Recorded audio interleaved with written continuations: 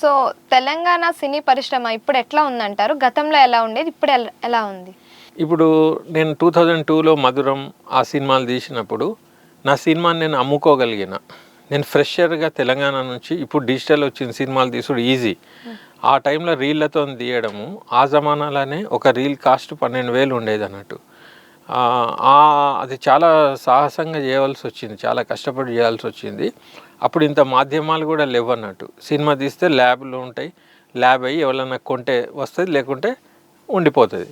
కానీ లక్కీగా ఏంటంటే నేను చేసిన ఫస్ట్ ప్రయత్నానికే ఆ పాటలకు మంచి స్పందన వచ్చి ఆ ట్రైలర్ ఆ పబ్లిసిటీ అప్పుడు 2-3 టీవీలు ఉండే, మా టీవీ, జెమినీ టీవీ, ఈటీవీ అంతే. అయితే జెమినీ టీవీలో మేము బయోస్కోప్లో ఒక చిన్న యాడ్, 30 సెకండ్స్ యాడ్, అది కూడా ఆడియో కంపెనీ వాళ్ళు వేసిండ్రు. అప్పుడు అది చూసి నాకు అన్ని జిల్లాల నుంచి బయర్స్కి ఇట్లా వచ్చిండ్రు అన్నట్టు, నేను అమ్ముకోగలిగిన. అయితే గతంలోనే ఈ మార్కెటింగ్, డిస్ట్రిబ్యూషన్ ఇవన్నీ 3 అంచెల వ్యవస్థ ఉండే కాబట్టి మేము బయటపడ్డాం. రాను ఏమైపోయిందంటే ఇప్పుడు డిస్ట్రిబ్యూటర్లు లేరు, అసలు కొనేటోళ్ళు కూడా లేరు. అయితే నిర్మాతనే పైసలు పెట్టి రిలీజ్ చేసుకోవాలి, లేకుంటే గుత్తాధిపతులు ఎవరి దగ్గర పోయి రిక్వెస్ట్ చేసుకొని వాళ్ళకి నచ్చితే రిలీజ్ అవుతుంది, క్లిక్ అవుతుంది. వాళ్ళు కాకుంటే మనం ఏం చేయలేని పరిస్థితిలో ఉన్నది. అప్పటికిప్పటికి మార్పు అంటే ఇదే ఉంది. ఇప్పుడు సినిమా తీసుడు ఈజీ, కానీ రిలీజ్ చేసుడు వాళ్ళ చేతులలో ఉన్నది. అప్పుడు మన చేతుల్లోనే ఉండే, ఇది తేడా. సో టికెట్స్ రేట్స్ కూడా చాలా ఎక్కువగా పెడుతున్నారు. సో ఎందుకంటారు అంతే టికెట్ రేట్లు పెడితే సామాన్య ప్రజలు అనేది ఎలా వచ్చి మూవీని అనేది చూస్తారంటారు? అయితే ఆ రేట్లు పెరగద్దంటే ప్రజల నుంచే రావాలి చైతన్యం. ఎక్కువ రేట్ పెట్టినప్పుడు ప్రజలు పోవుడు బంద్ చేయాలి. ప్రజలు పోయినంతసేపు ఈ ఎక్స్‌ప్లాయిటేషన్ నడుస్తూనే ఉంటుంది. ఇప్పుడు ఫర్ ఎగ్జాంపుల్ ప్రజలు వెళ్తుండ్రు అదొక అభిమానంతోనో లేకుంటే ఎంటర్టైన్మెంట్ కోసమో. ఇప్పుడు ఫర్ ఎగ్జాంపుల్ ఒకడు మందు తాగుతాడు, మందు బ్యాడ్ అని తెలుసు, అలవాటైన పానాలు ఉంటాయి. ఇవాడు పైసలు తెచ్చి అప్పో సొప్పో తెచ్చి ఎట్లయితే మందు తాగుతారో సినిమాలు చూసుడు కూడా అట్లాంటి అలవాటు ఉన్నది. వ్యక్తి పూజ, అభిమానం, ఇవన్నీ మైండ్ సెట్, సైకాలజీ అంతా ప్రిపేర్ చేసి ఉన్నది సమాజంలో.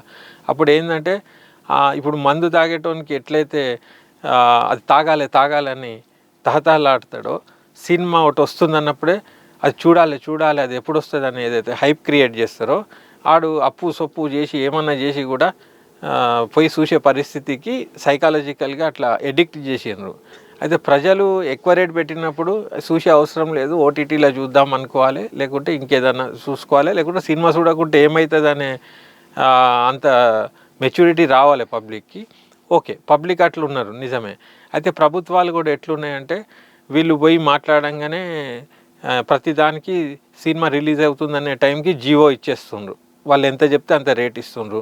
అటు ప్రభుత్వం బాధ్యత తీసుకోవాలి. యాక్చువల్లీ ఏంటంటే ప్రజాసేవ కోసం, ప్రజల కోసం మేము ఉన్నామని చెప్పే ప్రభుత్వాలు ఏవైనా కూడా ఈ రేట్లు పెంచేటప్పుడు మరి ప్రజలు నష్టపోతుండ్రు, వీళ్ళకి ఇంత పైసలు ఇవ్వాల్సి వస్తుంది, మేము ఇది చేయమని ఒక నియంత్రణ చేస్తే అప్పుడు సినిమా తీసేటోళ్ళు కూడా బడ్జెట్ కంట్రోల్ చేసుకొని తీస్తారు, లేకుంటే తీయరు.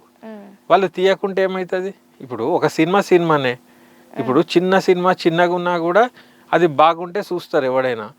వీళ్ళకి అంతంత ఖర్చు పెట్టి అంత బడ్జెట్ పెంచేసి ఎవరు తీయమంటున్నారు?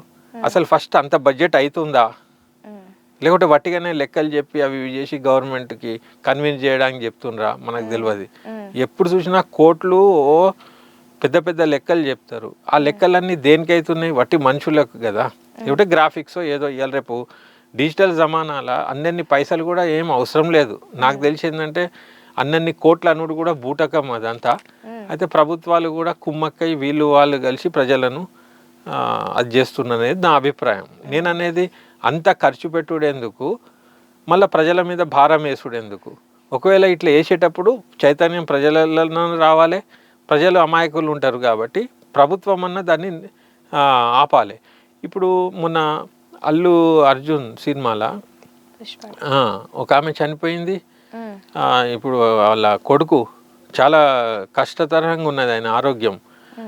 అప్పుడు ఏమన్నారు అసెంబ్లీలో, సినిమాటోగ్రఫీ మినిస్టర్ కానీ సీఎం గారు కానీ, ఇప్పటి నుంచి షోలు ఉండవు, ప్రీమియమ్స్ ఉండవు, తర్వాత స్పెషల్ షోలో ఏదో అవి ఉండవు అని చెప్పినారు, రేట్లు కూడా పెంచామన్నారు.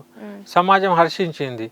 ఆ మాట మీద అట్లనే ఉంటే ఇప్పుడున్న సినిమాటోగ్రఫీ మినిస్ట్రీకి ఒక కీర్తి ఉండేది. అరే ఫలానా టైంలో ఫలానా మినిస్టర్ వచ్చి ఆ సంఘటనకు చలించి ఒక నిర్ణయం తీసుకున్నాడు అనేది ఒక హిస్టారికల్ సూపర్ ఉండేది. అది పబ్లిక్కి కూడా లాభం అయ్యేది, ప్రభుత్వానికి కూడా కీర్తి అయ్యేది. అయితే ఈ ప్రభుత్వాలు కూడా వాళ్ళకు కీర్తి ఒక మంచి చేసినట్టు కావాలన్నా లేకుంటే పైసలు కావాలన్నా ఇక్కడనే ఉంటాయి ఏదైనా కూడా. ఇప్పుడు అంత అసెంబ్లీలో సభ్య సమాజం ముందు డిక్లేర్ చేసిన అంశాన్ని 2-3 రోజులలోనే మారిపోయింది. ఈ మార్పుకు కారణం ఏంది అంటే మనం లాలూచి పైసలు చూపించినరా లేకుంటే వాళ్ళు వచ్చి కాళ్ళ మీద పడ్డారా ఏంది? ఇప్పుడు మీరు ప్రజల పక్షాన మాట్లాడే మినిస్ట్రీ అన్నప్పుడు మీరు 2-3 రోజులలో మీరు ఇచ్చిన మాటనే మీరు తప్పినరు, తర్వాత వాళ్ళని అడిగేటోళ్ళు కూడా ఎవరు లేరు. కాబట్టి ఇట్లనే కొనసాగుతుంది.